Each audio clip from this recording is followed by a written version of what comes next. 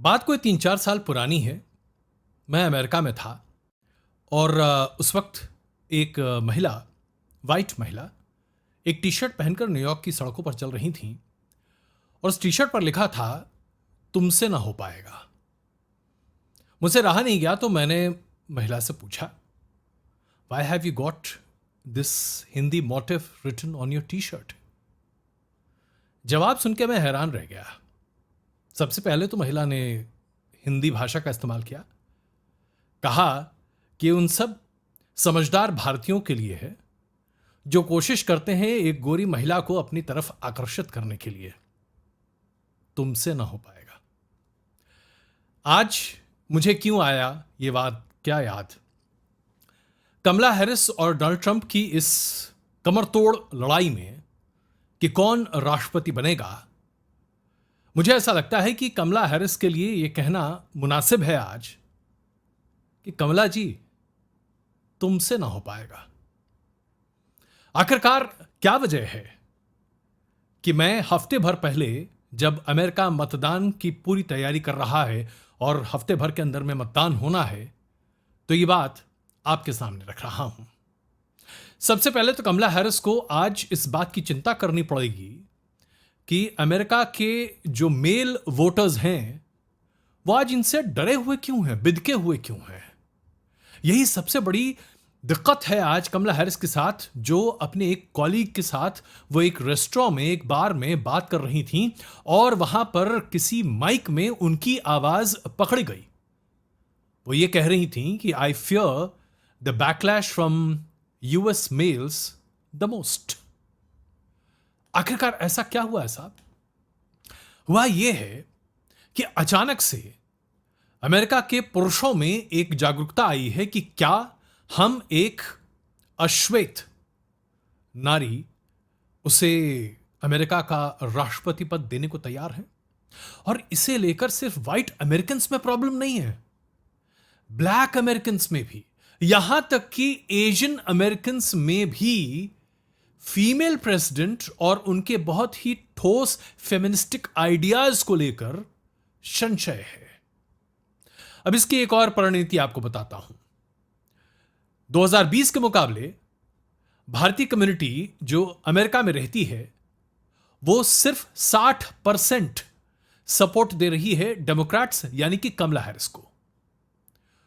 2020 में जब चुनाव हुए थे तो उस वक्त इंडियन कम्युनिटी का 72% से ज्यादा सपोर्ट डेमोक्रेट्स के पास था, यानी कि 10% से ज्यादा पॉइंट सपोर्ट के कम हो गए हैं कमला हैरिस के लिए।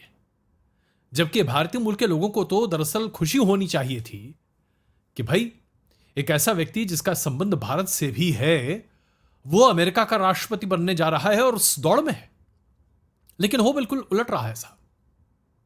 इसलिए तुमसे ना हो पाएगा। उसके बाद एक और मजेदार तथ्य, 7 स्विंग स्टेट्स हैं अमेरिका में जो कि 538 इलेक्टोरल वोट्स का जो कोलिजियम है उसको प्रभावित करते हैं। Arizona, Georgia, Michigan, Nevada, north Carolina, Pennsylvania और विस्कॉन्सिन। सिर्फ 2 ऐसे राज्य हैं साहब आज जहां पर 1% या उससे कम की लीड कमला हैरिस की डोनाल्ड ट्रंप के ऊपर है, विस्कॉन्सिन और एरिजोना। 5 राज्य एक तरह से अब ट्रंप के रंग में रंग चुके हैं, उनके ऊपर लाल रंग चढ़ चुका है। याद कीजिए, आज से करीबन 5 महीने पहले जब कमला हैरिस ने राष्ट्रपति पद के उम्मीदवारी में अपना नाम सामने रखा था और वो डेमोक्रेट कन्वेंशन में अप्रूव हुआ था, तो 7 में से 6 स्विंग स्टेट्स कमला हैरिस के लिए पूरे तरीके से सपोर्ट में थे। 4% से ज्यादा का लीड कमला हैरिस के पास था। तुमसे ना हो पाएगा कमला जी। रूरल अमेरिकन्स यानी कि जो ग्रामीण क्षेत्र हैं या फिर जो शहरी, बड़े शहर नहीं हैं, अर्बन सेंटर्स नहीं है जैसे कि न्यूयॉर्क, लॉस एंजलिस, इस तरह के तमाम, फ्लोरिडा के कुछ बड़ी, मायामी बीच एरिया, जी हाँ, इन सबको अगर छोड़ दिया जाए तो जितना रूरल अमेरिका, जिसको हिंदी हार्टलैंड नहीं बल्कि अमेरिकन हार्टलैंड कहेंगे, काउ बेल्ट कहते हैं इसको, हमारा काउ बेल्ट नहीं है, यह अमेरिका का काउ बेल्ट है साहब। इस काउ बेल्ट में डोनाल्ड ट्रंप का समर्थन पहले के मुकाबले 8% ज्यादा बढ़ा है। यानी कि बड़े बड़े शहरों को छोड़ दें तो कमला हैरिस के पास आज शहरों में बढ़त है जरूर, लेकिन ग्रामीण क्षेत्र में जो बढ़त ट्रंप के पास है उसके मुकाबले उनके शहरों की बढ़त बड़ी फीकी नजर हो पाती है। तो फिर लगता है कि मन कहे कमला जी तुमसे ना हो पाएगा। अब जहां तक इस पूरे रेस की बात है, जैसे जैसे ये रेस नजदीक आता दिखाई दे रहा है, अंतर्राष्ट्रीय जगत में लोगों ने भी अब अपने रंग बदलने शुरू कर दिए हैं। जैसे कि इजराइल और अमेरिका के संबंध बहुत ही घनिष्ठ हैं। अमेरिका लगातार इजराइल को ईरान के खिलाफ या उस पर हुए हमले के बाद प्रतिकार का हर खुला मौका दे रहा है और इसमें कहीं किसी को कोई दुविधा नहीं है। लेकिन क्या कमला हैरिस को इजराइल उसी तरीके से स्वीकार करने को तैयार है जिनके टेन्योर में इजराइल और अमेरिका का कॉन्फ्लिक्ट शुरू हुआ है? और इस कॉन्फ्लिक्ट में इजराइल को खुला हाथ मिला है। 100 अमेरिकी सोल्जर्स मिले हैं जो कि एंटी मिसाइल सिस्टम के साथ आज इजराइल में मौजूद हैं और जिनके मौजूदगी के बाद इजराइल ने ईरान पर हमला किया और हमला करके उसके कई मिलिट्री इंस्टॉलेशंस को तबाह किया। तो जाहिर सी बात है इजराइल का समर्थन तो डेमोक्रेट्स को होना चाहिए, जो बाइडेन की सरकार, वाइस प्रेसिडेंट कमला हैरिस। लेकिन साहब यहां पर एक छोटी सी बात निकल कर आई जो बहुत बड़ी है तो छोटी लेकिन है बड़ी, और वो ये कि अमेरिकी प्रशासन को तो इस बात की जानकारी थी ही कि इजराइल ईरान के कहां किस किस टारगेट को निस्नाबूद करने वाला है। लेकिन जो जानकारी बाद में निकल कर आई कि इजराइल ने खुद डोनाल्ड ट्रंप को अपने हमले के बारे में ब्रीफ किया। डोनाल्ड ट्रंप तो ऑपोजिशन में भी नहीं है साहब, वो तो सिर्फ प्रेसिडेंशियल रेस में है। डोनाल्ड ट्रंप को ब्रीफ करने का मतलब समझ रहे हैं आप? इसका मतलब स्पष्ट है कि डोनाल्ड ट्रंप, जो कि इजराइल के लिए खुला समर्थन शुरू से देते चले आ रहे हैं, उन्हें अपनी तरफ और अपने पाले में रखने के लिए इजराइल ने अभी से उन पर डोरे डालने शुरू कर दिए हैं। दूसरी अंतर्राष्ट्रीय गतिविधि जो बताती है कि कैसे कमला हैरिस को लेकर अब अंतर्राष्ट्रीय ओपिनियन बहुत पॉजिटिव नहीं है, जैसे कि यूक्रेन के राष्ट्रपति ज़ेलेंस्की तमाम देशों से लगातार अपील कर रहे हैं कि किसी भी तरीके से शांति की जो प्रोसेस है उसे आगे बढ़ाया जाए। पीस टॉक्स जो अभी होने वाले हैं उसमें रूस को तमाम देश मिलकर जरा बेड़ियों में जकड़ें और यूक्रेन सांस ले। उन्होंने तो यहां तक कोशिश कर ली कि भारतीय न्यूज़पेपर में भी अपने इंटरव्यू छपाएं, 3-4 अखबारों ने छापे हैं साहब। लेकिन याद कीजिए प्रधानमंत्री नरेंद्र मोदी जब यूक्रेन की यात्रा पर गए थे तो उसके बाद ज़ेलेंस्की ने क्या कहा था?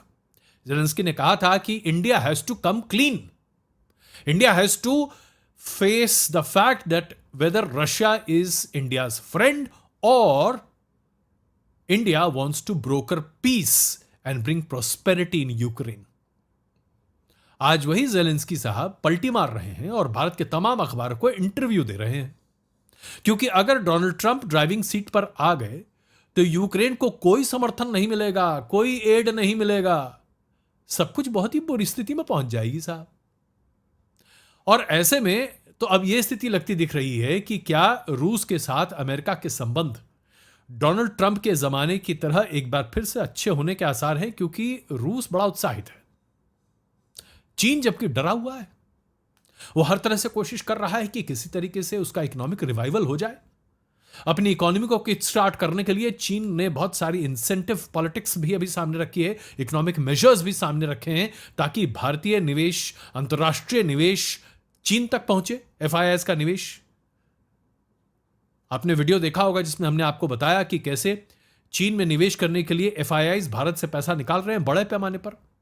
1 लाख करोड़ रुपए एक महीने में निकाल चुके हैं एफआईआईज हिंदुस्तान से, और यह पैसा चीन में लगाया जा रहा है।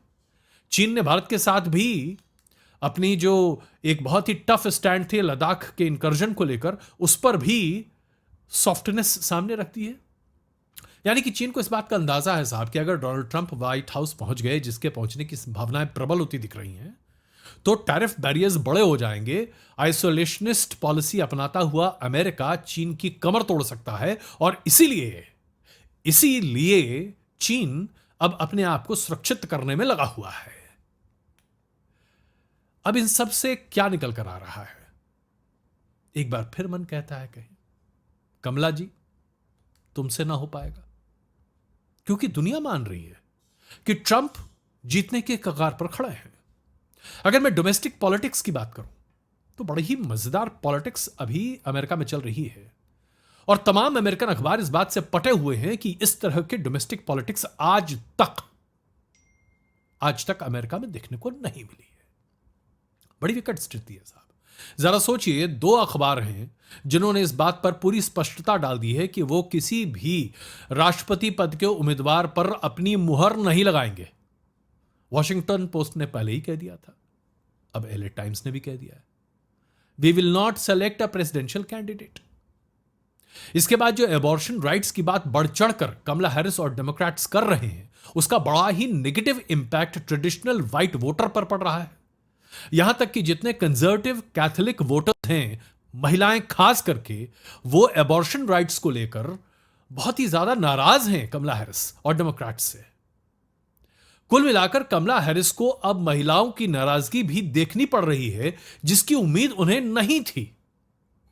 इसके साथ साथ जैसा कि मैंने अभी आपको बताया, जितने व्हाइट मेल वोटर्स हैं, ब्लैक मेल वोटर्स के 50% से ज्यादा, एशियन मेल वोटर्स की अच्छी खासी आबादी, और यहां तक कि हिस्पैनिक्स और लैटिनो मूल के मेल वोटर्स एक फीमेल प्रेसिडेंट के लिए अभी अपने आप को तैयार नहीं पा रहे हैं। यह लगभग उसी तरह का माहौल है जब ट्रंप के मुकाबले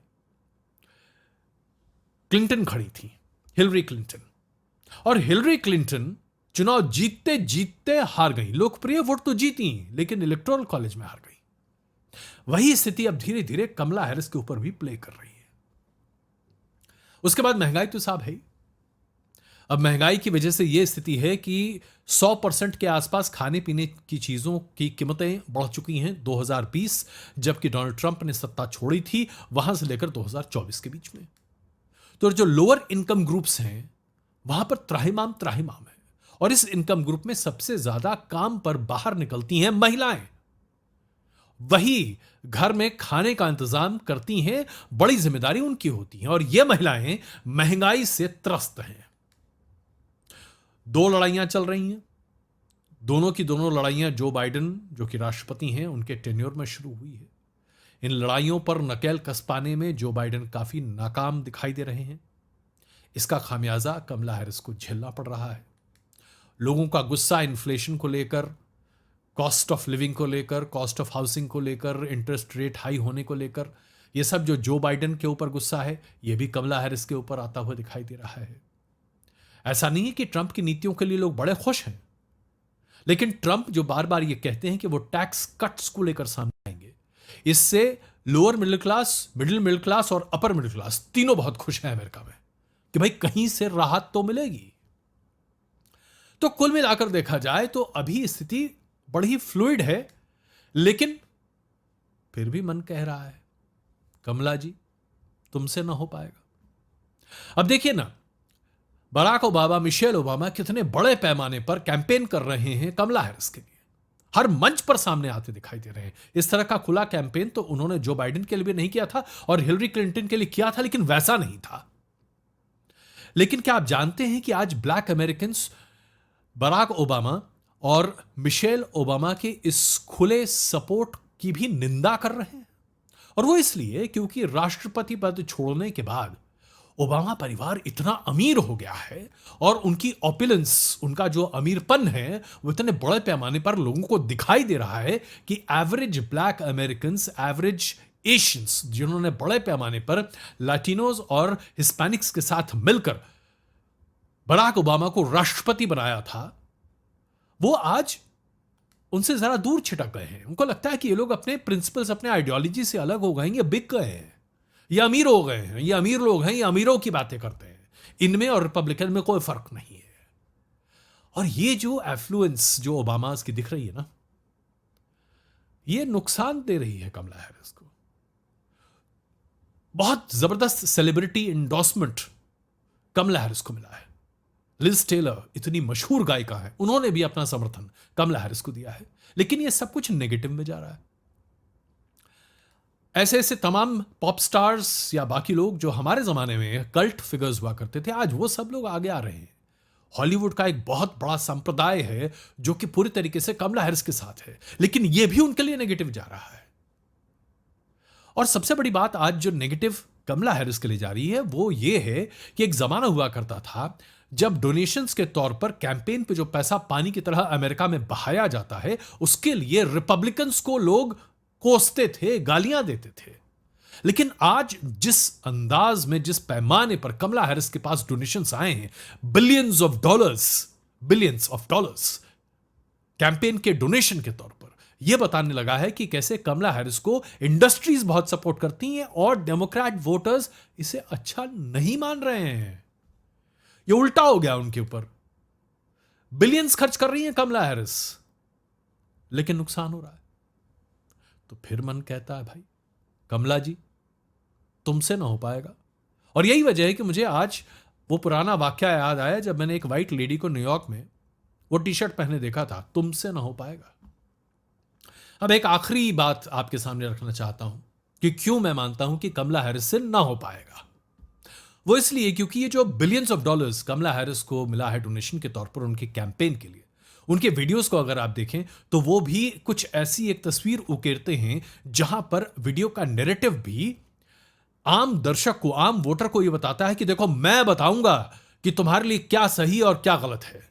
डोनाल्ड ट्रंप तुम्हारे लिए बहुत बुरा है, वो तुम्हें बर्बाद कर देगा। यह बात सोशल मीडिया पर जबरदस्त तरीके से एम्पलीफाई भी हो रही है।